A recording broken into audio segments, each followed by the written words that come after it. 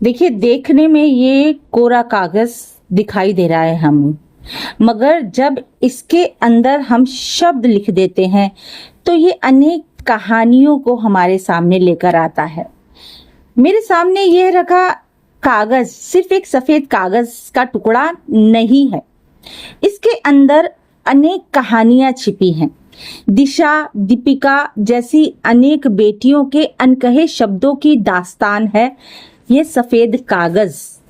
जब इसके अंदर शब्द हम लिख देते हैं तब इसमें संवेदनाएं जग जाती हैं और यह उन अनगिनत स्त्रियों की मौन चीखों का साक्षी बन जाता है जिनकी कहानियां अक्सर घर की चार दीवारी में दम तोड़ देती हैं। इसकी उजली सतह पर मैं केवल शब्द नहीं लिखती, बल्कि उन आंसुओं की स्याही उकेर देती हूँ जो वर्षों से समाज की संवेदनहीनता के नीचे दबे पड़े हैं। दीपिका और त्विषा या दिशा जैसी बेटियों की दर्दनाक दास्तानें आज भी हमारे समय की सबसे कड़वी सच्चाइयों में से एक है। ये केवल दो नाम नहीं, बल्कि उन लाखों स्त्रियों के प्रतीक हैं जो कभी दहेज की आग में, कभी मानसिक उत्पीड़न की यातना में, तो कभी रिश्तों की छलावे में अपना अस्तित्व खो बैठती हैं। उनके सपने मरते हैं, उनकी इच्छाएं दम तोड़ती हैं और कई बार उनकी आवाज भी हमेशा के लिए खामोश हो जाती है।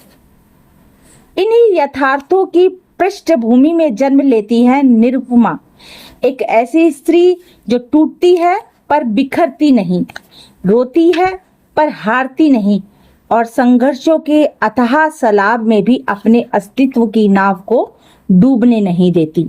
यहाँ मैं एक बात कहूंगी कि हमारे समाज में ऐसी बेटियां हैं जिनकी कहानियां अभी तक समाज के सामने नहीं आई हैं। कुछ अपने आप ही दम तोड़ देती हैं, कुछ को मौन कर दिया जाता है। दीपिका और दिशा दो बेटियां, दो कहानियां समाज के लिए एक चेतावनी है।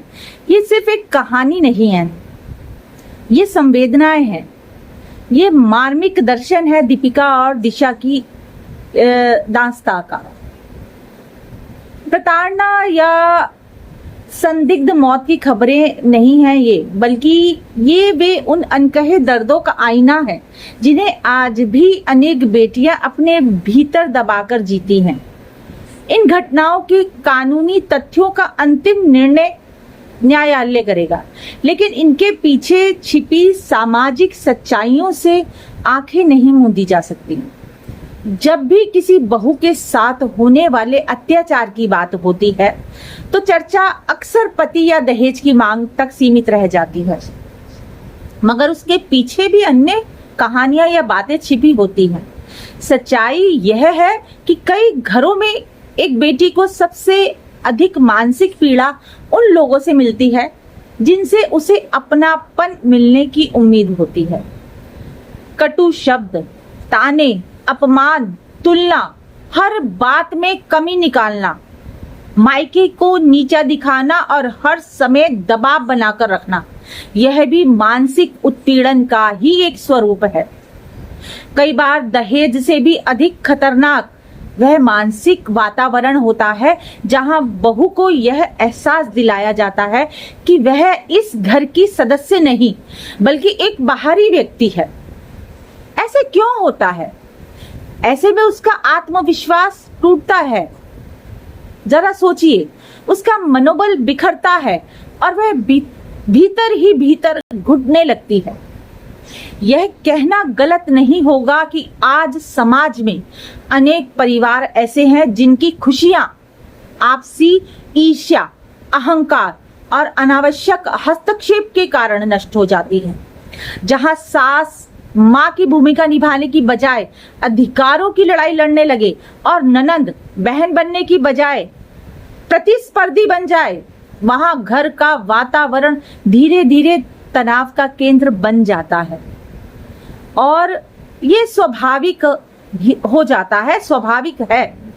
इसका परिणाम केवल बहू ही नहीं, पूरे परिवार को भुगतना पड़ता है। ये सोचना पड़ेगा उन परिवारों को जहां ये प्रताड़नाएं दी जाती हैं।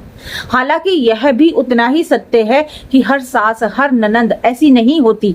असंख्य परिवारों में सास माँ से बढ़कर स्नेह देती है और ननंद बहन से बढ़कर साथ निभाती है।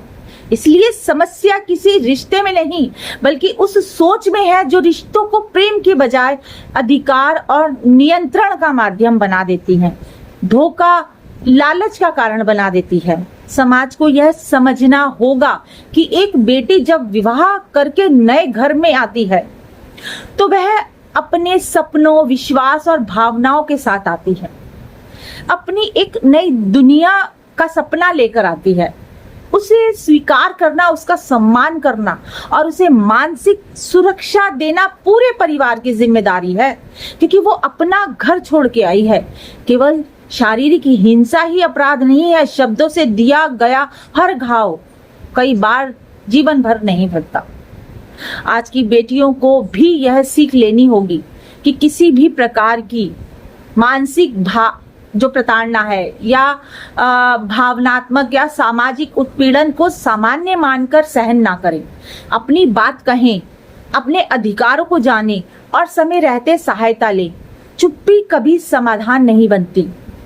दीपिका और दिशा जैसी बेटियों की कहानियां हमें यही संदेश देती है कि एक घर तभी स्वर्ग बनता है जब वहां सम्मान, संवेदना और अपनापन, जहां ताने, अपमान और मानसिक प्रताड़ना का माहौल हो, वहां रिश्ते जीवित हो तो रह सकते हैं, लेकिन खुशियां मर जाती हैं। बेटी को केवल दहेज से नहीं, मानसिक उत्पीड़न से भी बचाना होगा, क्योंकि कई बार शरीर पर लगे घाव दिख जाते हैं, लेकिन आत्मा पर लगे घाव पूरी जिंदगी दर्द देते हैं।